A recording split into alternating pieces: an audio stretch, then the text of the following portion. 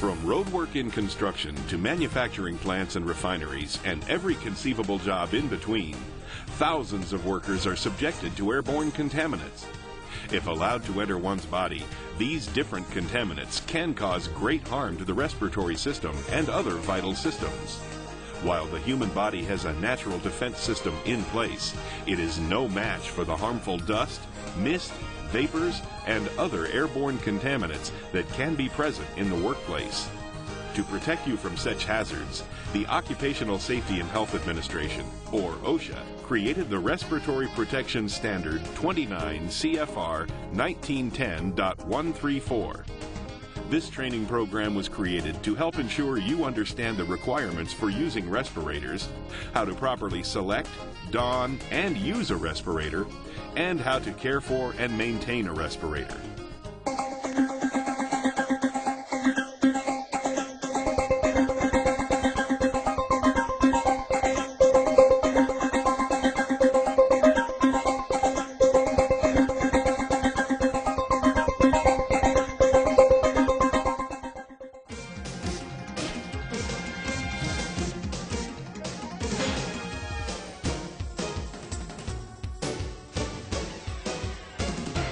Approximately 5% of all U.S. workers in about 20% of all work establishments wear respirators at least some of the time while they perform their job. These workers are employed at approximately 1.3 million establishments nationwide. A respirator is a personal protective device that is worn on the face, covers at least the nose and mouth, and is used to reduce the wearer's risk of inhaling hazardous airborne particles, which include dust particles and infectious agents, gases, or vapors. Certain respirators also provide protection for oxygen-deficient atmospheres. To provide the proper protection, employees must have a good knowledge and understanding of respirators. In the control of occupational hazards and diseases caused by breathing air contaminated with harmful dusts, fogs, fumes, mists, gases, smokes, sprays, or vapors, the primary goal should always be to prevent atmospheric contamination. Atmospheric control should be accomplished as much as possible by accepted engineering and administrative control measures, such as confining the work operation, installing ventilation systems, using water sprays and/or substitution of less toxic materials. These types of controls are generally regarded as the most effective methods to control exposure. When effective control measures are not feasible, or while they are being instituted, appropriate respirators must be used. OSHA considers respirators to be the least effective means of exposure control for the following reasons. Respirators only protect if properly fitted and worn during the job. Respirators only protect the employee wearing the respirator and not the whole workplace. Respirators are uncomfortable to wear, difficult to use, and make communication difficult. The cost, which includes medical examinations, fit testing, training, and purchasing, can be very expensive.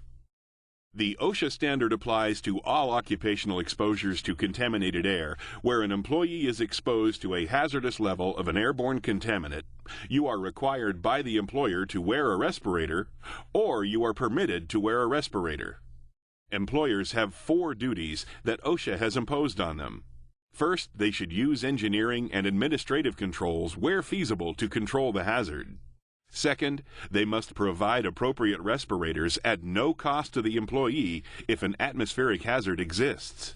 Thirdly, they must ensure the use of an appropriate respirator. And finally, an employer must create and institute a written respiratory protection program to comply with the OSHA standard.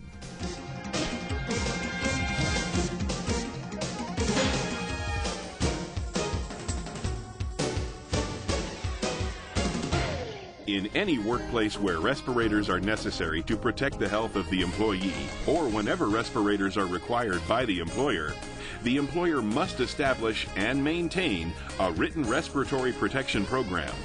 The pre-planning of the implementation steps is necessary to establish the written program. This pre-planning is by design and intended to ensure the employer is safely using the proper respirator. The written program must contain worksite specific procedures and elements for required respiratory use. The program must be administered by a suitably trained program administrator. The program must be updated as necessary to reflect changes in workplace conditions that affect respirator use. Each workplace respiratory program will be different, but the program must contain certain items if applicable to the workplace, including procedures for selecting respirators for use in the workplace, medical evaluations of employees required to use respirators, fit testing procedures for tight-fitting respirators, procedures for proper use of respirators in routine and reasonably foreseeable emergency situations, procedures and schedules for cleaning, disinfecting, storing, inspecting, repairing, discarding, and maintaining respirators. Employee training in the proper use of respirators, including putting on and removing, limitations on their use, and maintenance. Procedures for regular evaluations of the effectiveness of the program allows for continuous improvements or changes to be made as necessary to maintain a protective program.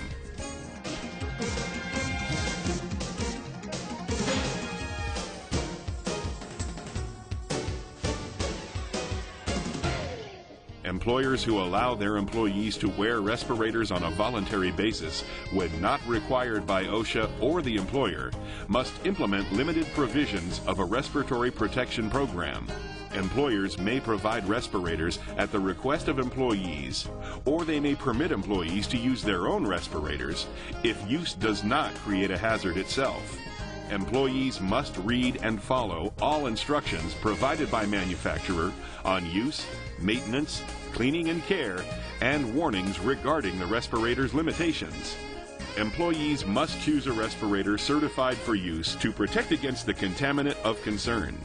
Employees should not wear a respirator into atmospheres containing contaminants for which the respirator is not designed to protect against.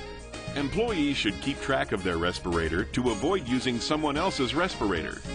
Employers must establish and implement those elements of a written respiratory protection program necessary to ensure the employee voluntarily using a respirator is medically able to use the respirator, and the respirator is cleaned, stored, and maintained so it does not present a health hazard to the user. The voluntary use of a dust mask or filtering face piece does not require a written protection program.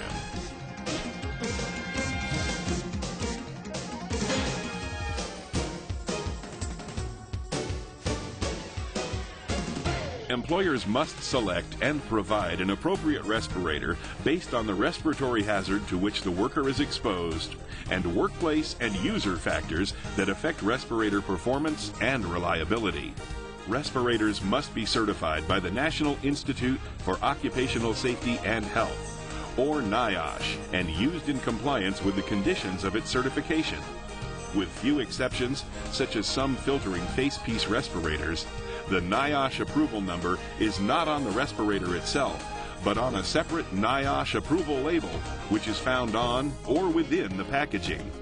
Both an approval label and user instructions are supplied with all NIOSH-approved respirators. These documents, a single copy of which may accompany either a large or small package of respirators, should not be discarded before all of the respirators have been used or discarded.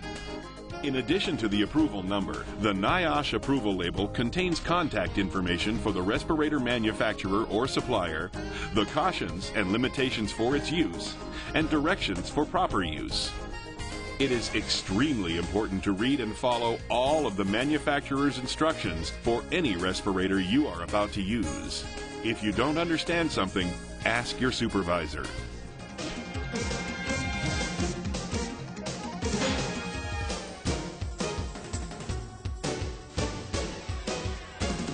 When employees are exposed to respiratory hazards and/or are required to wear a respirator, an exposure assessment must be made.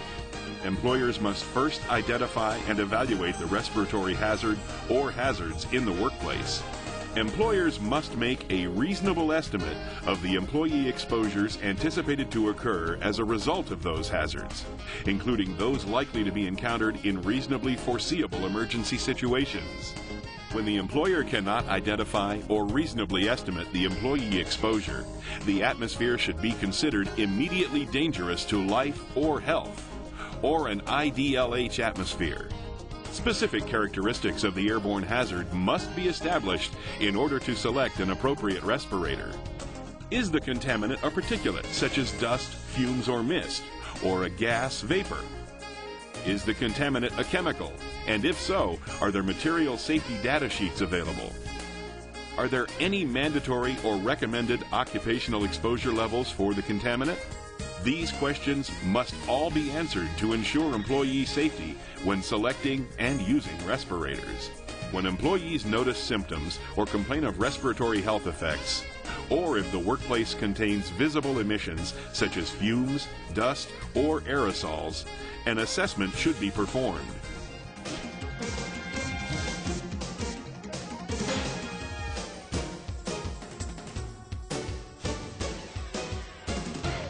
Many factors must be taken into consideration when selecting respirators.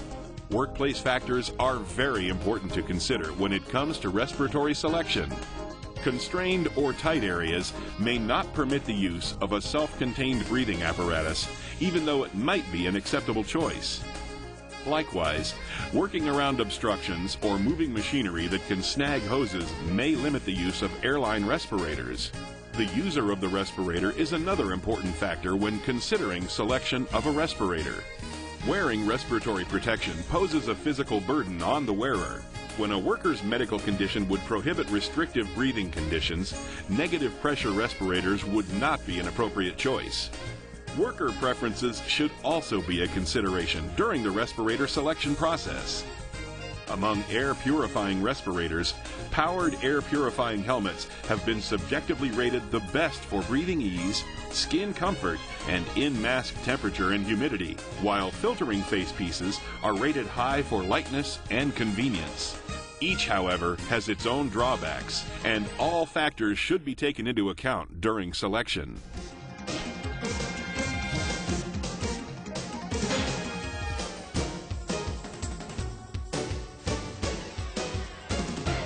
The assigned protection factor, or APF, of a respirator reflects the level of protection a properly functioning respirator would be expected to provide to a population of properly fitted and trained users. For example, an APF of 10 for a respirator means a user could expect to inhale no more than 1/10 of the airborne contaminant present. APFs must be utilized to ensure a respirator meets or exceeds the required level of employee protection. OSHA enforces the APFs listed in its standards, unless an alternate APF has been granted by a specific OSHA interpretation.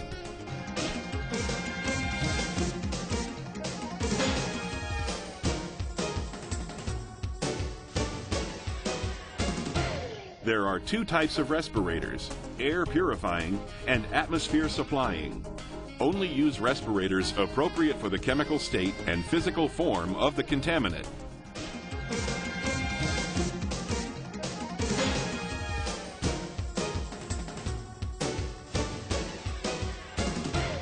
Air purifying respirators have filters, cartridges, or canisters that remove contaminants from the air by passing the ambient air through the air purifying element before it reaches the user.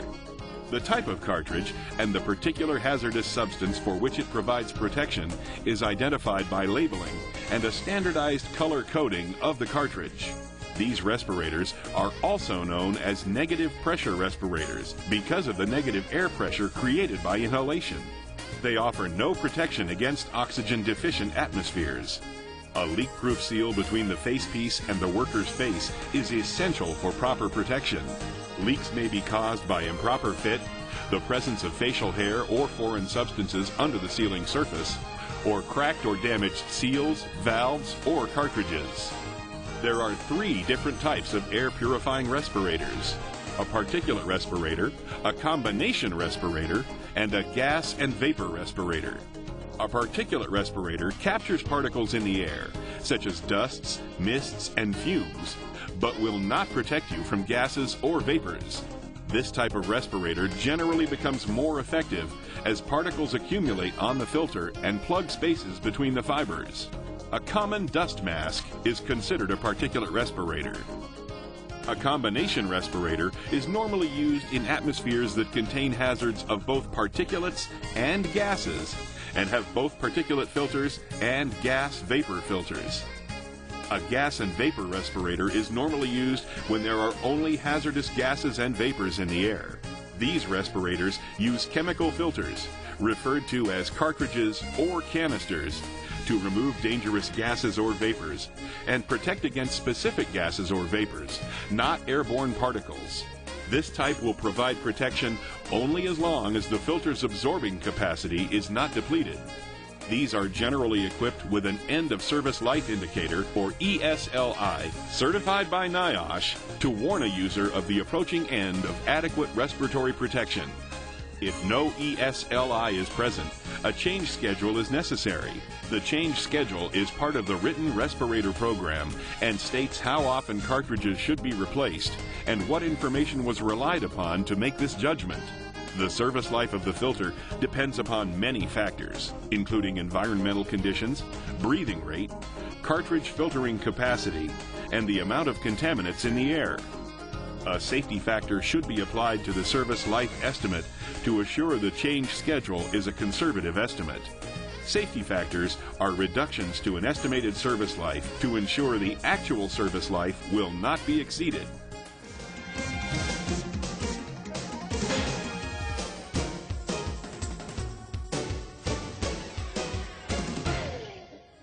An atmosphere supplying respirator supplies clean air directly to the user from a source other than the surrounding air. This type is also known as positive pressure respirators.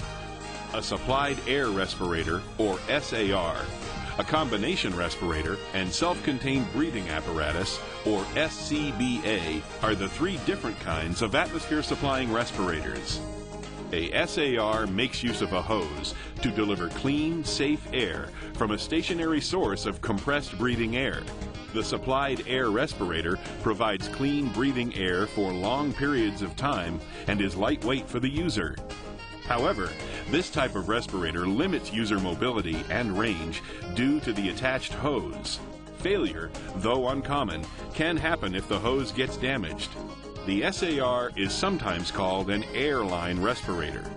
Usage is normally limited to when there is extended work periods required in atmospheres not immediately dangerous to life and health. A combination respirator has an air supply component, plus an auxiliary self-contained air supply to be used if the primary supply fails. The self-contained portion can be small, since it only needs to supply enough air for escape, and usually has enough breathing air for a few minutes in a self-contained tank. These respirators can be used for entry into confined spaces and are normally used when there is extended work periods required in an IDLH atmosphere. A self-contained breathing apparatus, or SCBA, is similar to a scuba tank. The SCBA is commonly used in firefighting and can provide breathing air for an extended period of time. The SCBA consists of a wearable, clean air supply pack and doesn't restrict movement with a hose connection. The closed circuit type can provide breathing air up to 4 hours. The open circuit type only provides air for 30 to 60 minutes. And finally, the SCBA is normally used when there is a short time needed to enter and escape from atmospheres which are or may be immediately dangerous to life and health.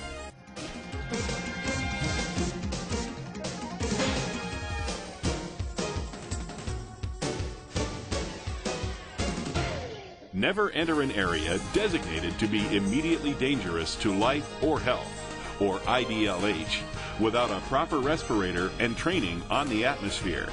All oxygen-deficient atmospheres are considered to be IDLH. Respirators considered for use in an IDLH atmosphere are a full facepiece pressure demand SCBA, certified by NIOSH for a minimum service life of 30 minutes, or a combination full facepiece pressure demand supplied air respirator with auxiliary self-contained air supply. Respirators provided only for escape from IDLH atmospheres should be NIOSH certified for escape from the atmosphere in which they will be used. Other rules may apply to entering an IDLH atmosphere, such as special training, rescue and entry procedures, and additional personnel.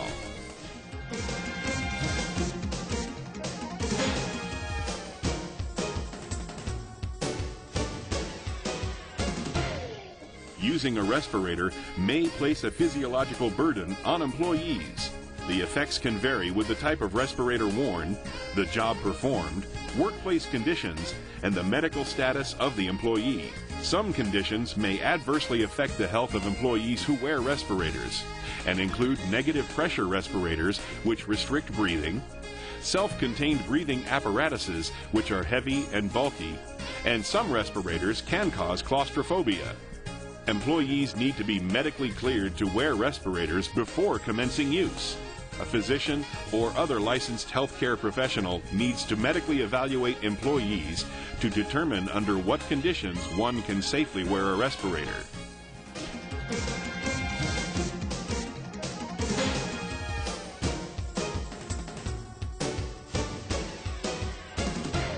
All respirators that rely on a mask-to-face seal need to be fit tested on an annual basis. The test can either be a qualitative or quantitative method to determine whether the mask provides an acceptable fit to a wearer. The qualitative fit test procedures, often referred to as QLFT, rely on a subjective sensation of the respirator wearer, such as taste, irritation, or smell to a particular test agent. Qualitative fit testing is accomplished by temporarily converting the respirator user's actual facepiece into a negative pressure respirator. The quantitative test, often referred to as QNFT, uses measuring instruments to measure face seal leakage. Quantitative fit testing is accomplished by modifying the facepiece to allow sampling inside the facepiece in the breathing zone of the user, midway between the nose and mouth. Any modifications to the respirator facepiece for fit testing must be completely removed and the facepiece restored to the NIOSH-approved configuration before the facepiece can be used. The relative workplace exposure level determines what constitutes an acceptable fit and which fit test procedure is required. For negative pressure air purifying respirators, users may rely on either a qualitative or a quantitative fit test procedure for exposure levels less than 10 times the occupational exposure limit.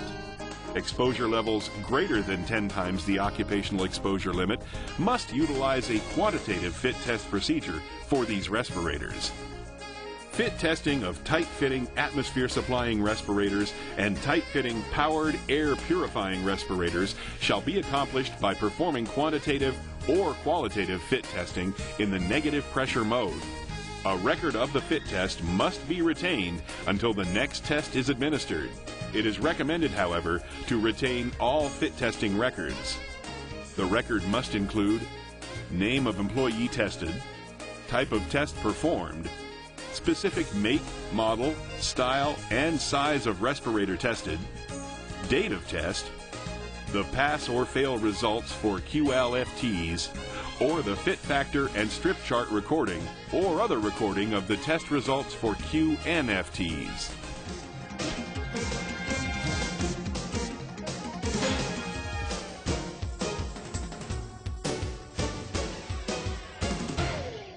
Employees who use a tight-fitting respirator must perform a user seal check to ensure an adequate seal is achieved. The seal check is to be performed each time the respirator is used. Both a positive and a negative seal check are required. User seal checks are not substitutes for qualitative or quantitative fit tests. A positive pressure check is performed by closing off the exhalation valve and exhale gently into the facepiece. The face fit is considered satisfactory if a slight positive pressure can be built up inside the facepiece without any evidence of outward leakage of air at the seal. For most respirators, this method of leak testing requires the wearer to first remove the exhalation valve cover before closing off the exhalation valve and then carefully replacing it after the test. A negative pressure check is performed by closing off the inlet opening of the canister or cartridges by covering with the palm of the hands or by replacing the filter seals. Inhaling gently so the facepiece collapses slightly, and hold your breath for 10 seconds. The design of the inlet opening of some cartridges cannot be effectively covered with the palm of the hand. The test can also be performed by covering the inlet opening of the cartridge with a thin latex or nitrile glove. If the facepiece remains in its slightly collapsed condition and no inward leakage of air is detected, the tightness of the respirator is considered satisfactory. All manufacturers of respirators provide recommended user seal check procedures with their instruction sheet. The respirator manufacturer's recommended procedures for performing a user seal check may be used instead of the positive and/or negative pressure check procedures provided by the employer. Demonstrates the manufacturer's procedures are equally effective.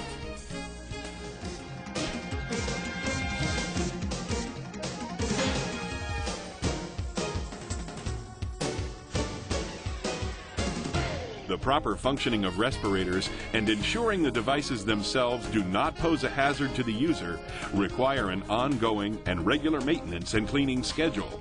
In general, respirators should be inspected for basic function prior to each use and cleaned as often as necessary to prevent the occurrence of unsanitary conditions. Inspect respirators used routinely before each use and during cleaning. Respirators maintained for emergency use should be inspected monthly and according to manufacturer's recommendations. Emergency escape-only respirators should be inspected before being carried into the workplace for use. Respirators issued for the exclusive use of an employee should be cleaned as often as necessary to be maintained in a sanitary condition. Respirators issued to more than one employee or worn by more than one employee should be cleaned and disinfected before being worn by different individuals. Respirators maintained for emergency use should be cleaned and disinfected after each use. Respirators used in fit testing and training should be cleaned and disinfected after each use.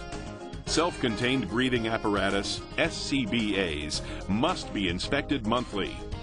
Air and oxygen cylinders must be maintained in a fully charged state and should be recharged when the pressure falls to 90% of the manufacturer's recommended pressure level.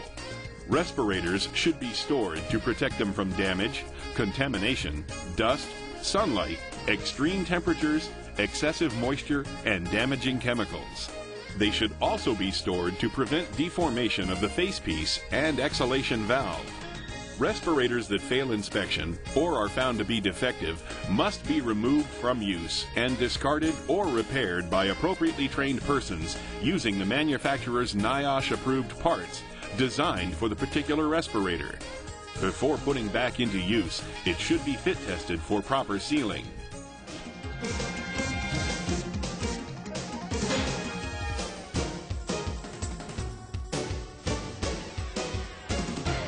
Employees who are required to use respirators must be properly trained. Training must be comprehensive, understandable, and be repeated at least annually. Employees who are permitted to use respirators voluntarily must also be provided basic information and training on respirator use and care. Employees must be able to demonstrate knowledge of the respirator, including why a respirator is necessary and how improper fit, usage, or maintenance can compromise the protective effect, the limitations and capabilities of the respirator, how to use the respirator effectively in emergency situations, how to inspect, put on and remove, use and check the seals, the procedures for maintenance and storage, and finally, how to recognize medical signs and symptoms that may limit or prevent effective use of the respirator.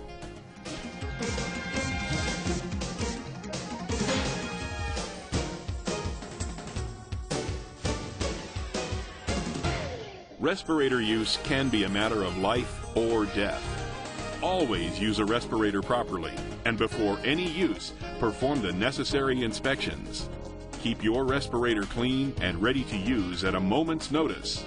Know the different types of respirators, their purpose and use, and the different situations that require a respirator. Always follow a respirator manufacturer's instructions. If you don't understand something, ask your supervisor. Finally, a respirator is for your safety. Use it and maintain it properly. Never take a respirator for granted. Your employer provides it to you so you can work safely.